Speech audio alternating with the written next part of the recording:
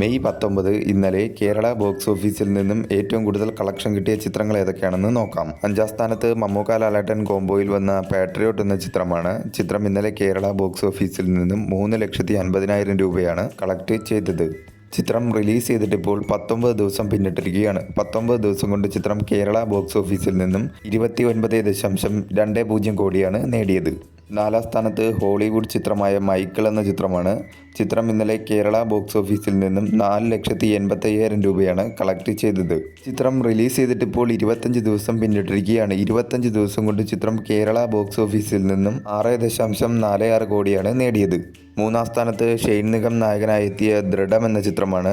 ചിത്രം ഇന്നലെ കേരള ബോക്സ് ഓഫീസിൽ നിന്നും 5,60,000 രൂപയാണ് കളക്ട് ചെയ്തത്. ചിത്രം റിലീസ് ചെയ്തിട്ടിപ്പോൾ 12 ദിവസം പിന്നിട്ടിരിക്കുകയാണ്. 12 ദിവസം കൊണ്ട് ഈ ചിത്രം കേരള ബോക്സ് ഓഫീസിൽ നിന്നും 3.82 കോടിയാണ് നേടിയത്. 2ാം സ്ഥാനത്ത് സൂര്യ നായകനായി എത്തിയ കറുപ്പ് എന്ന ചിത്രമാണ്. ചിത്രം ഇന്നലെ കേരള ബോക്സ് ഓഫീസിൽ നിന്നും 1.16 കോടിയാണ് നേടിയത്. ചിത്രം റിലീസ് ചെയ്തിട്ടിപ്പോൾ 5 ദിവസം പിന്നിട്ടിരിക്കുകയാണ്. 5 ദിവസം കൊണ്ട് ചിത്രം കേരള ബോക്സ് ഓഫീസിൽ നിന്നും 9.70 കോടിയാണ് നേടിയത്.